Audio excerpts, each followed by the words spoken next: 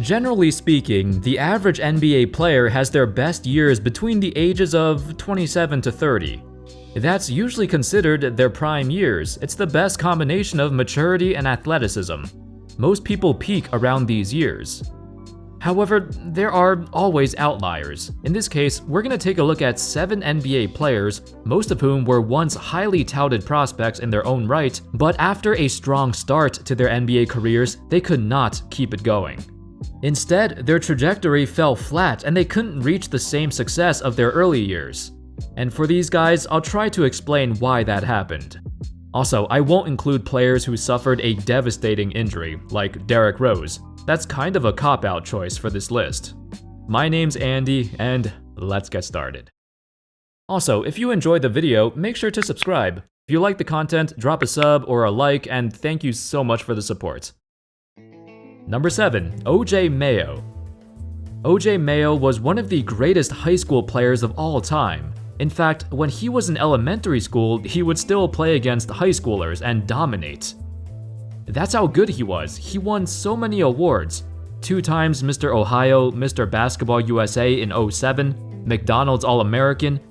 It truly looked like Mayo would be the next great NBA player. As the 3rd pick of the draft behind Derrick Rose and Michael Beasley, Mayo joined the Memphis Grizzlies and immediately contributed. In his first 2 seasons, he played all 82 games. He started in all 82 games and put up averages of around 18 points per game. Things were looking bright for the young shooting guard, but what turned out to be a great start to his career, that was it. There was no going up from here. His rookie season average of 18.5 points per game was promising, but it was also his career high for any season of his NBA career. Even what looked like to be a resurgent year in Dallas, when we thought Mayo would be back, he could not sustain it. He slowly and steadily declined as the years went by. The Grizzlies also went in a different direction. This was the start of their grit and grind era, and O.J. Mayo did not fit into this style of play. That's why they preferred Tony Allen over him, so he was relegated to the bench. By 2016, at the age of 28, Mayo got suspended by the NBA for a drug violation. Now, he's technically eligible to be reinstated to the NBA, but I'm not sure if he wants to come back to be a bench warmer or something. After he got suspended, he spent some time traveling and playing in Europe and China, and from the looks of it, his NBA career could possibly be over. Of course, he's not that old yet, but what more can he provide to an NBA team? Even before his suspension, his production significantly dropped off and nowhere close to his early days in Memphis. Number 6. Brandon Knight. Brandon Knight is famous for a lot of things. Getting dunked on by DeAndre Jordan, getting crossed by Kyrie, and just being an all-around klutz. But believe it or not, he was once considered a rising young star. In his early years in Milwaukee and Phoenix, where he averaged nearly 20 points a game, his coaches saw something in him. He was more of an undersized shooting guard, not a true point guard, but he had a decent scoring ability that gave teams hope. Plus, being the 8th overall pick and having an absolutely phenomenal run in the 2011 NCAA tournament, there were high hopes for him. And his trajectory of improvement was expected to continue. Unfortunately, as we all know, right after that season in Phoenix, Knight fell off the face of the earth. Some would say his numbers were inflated, like, oh, his numbers only look good because he got so many touches on a pitiful Suns team, and he wasn't actually that good. While there is some truth to that, keep in mind he was considered a great prospect coming in. He was considered the 2nd best guard of the 2011 draft, right behind Kyrie, so it's reasonable for people to assume he would get better. After that year in Phoenix, at the young age of 24, that was the best Brandon Knight we ever saw, and it wasn't even that good. His career plateaued and spent his remaining years bouncing around numerous teams and barely getting minutes. Number 5. Deron Williams. Surprised?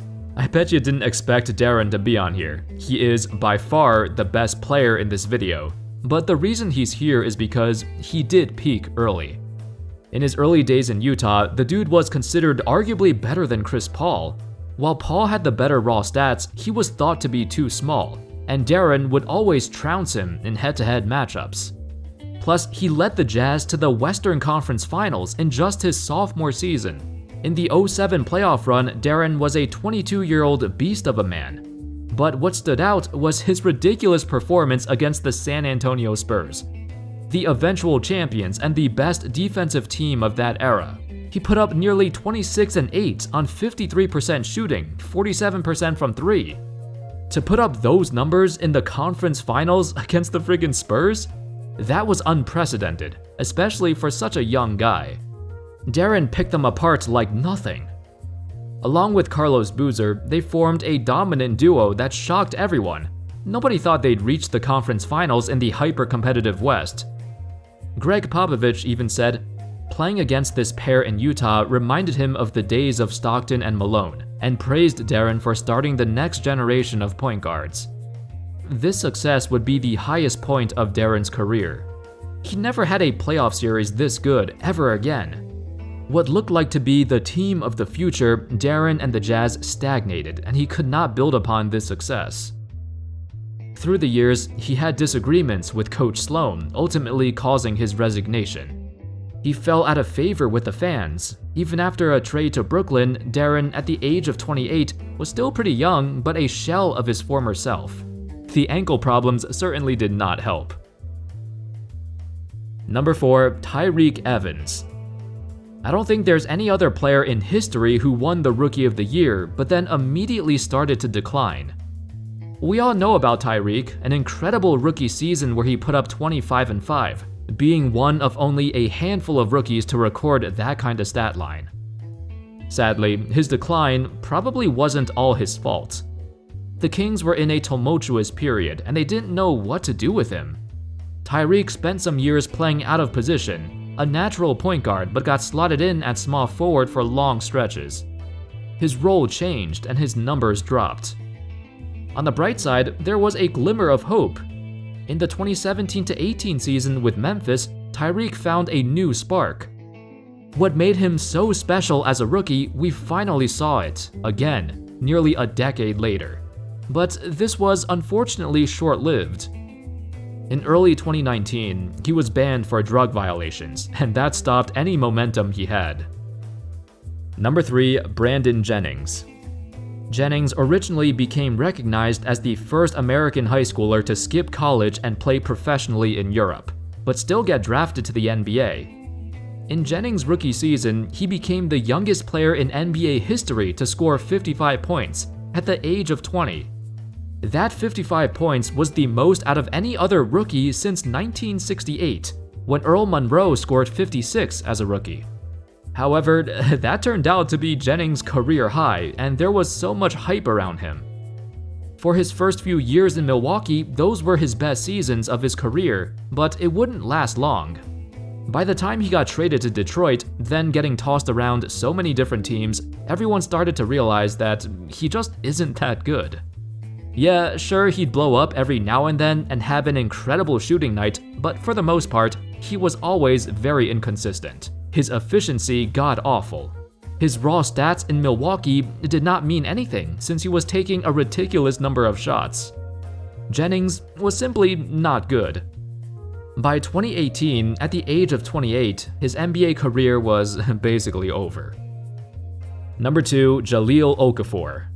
Okafor had one decent season, if that. That was his rookie year during the midst of tanking. Some would argue that he wasn't even that good in his rookie year, which is true. Honestly, if you watched him, he was always a one-trick pony. Throw the ball to him in the post and watch him take like 10 seconds to score. He really couldn't do anything else besides that. He was slow-footed and lethargic. He couldn't defend a totem pole. In the direction the league was moving towards, Okafor's skill set was simply out of place. However, he did score at a decent rate as a rookie, so there was some hope there that maybe, just maybe, he could adapt and improve in other areas. Of course, that never happened though. His minutes slowly decreased and he never showed anything else after his rookie year. Nothing about his game changed at all. He's still the same player he's always been, with the same flaws back in 2015. And at number 1, Michael Carter Williams. Forget about peaking in your rookie season. Michael Carter-Williams literally peaked in his first ever NBA game. Against the defending champion Miami Heat, no doubt. MCW recorded 22 points, 12 assists, and 9 steals. It was the first and best game of his NBA career, but that was it. He won the Rookie of the Year award, but ever since then, it's been going downhill. I compare his situation to Okafor's. Both of them joined the NBA at a time when it was obvious the Sixers were tanking, so they were given an immense amount of opportunities in their rookie seasons. They were kinda just forced into being the man on the team, recording empty stats on a team trying to lose. A tall point guard, but he couldn't shoot. He had a low basketball IQ. He wasn't a good passer, and he didn't know what to do half the time when driving down the lane, and he turned the ball over way too much. The Sixers gave up on him so quickly, but they were right, he was not good, and never lived up to his rookie season again. Anyway, that's all folks. Those were 7 NBA players who peaked so early into their NBA careers, but after that, they slowly declined. These guys had their best season in their early 20s, which is definitely rare. Perhaps for a lot of these guys, they were given the green light early on, but the team realized they weren't that good, so their role got reduced. Other times, the players were in a bad situation and the coaching staff did not put them in the best position. Let me know in the comments your thoughts if you can think of any other players who peaked early. Thank you everybody so much for watching. I hope y'all enjoyed the video, and of course, as always, I'll see you next time. Peace.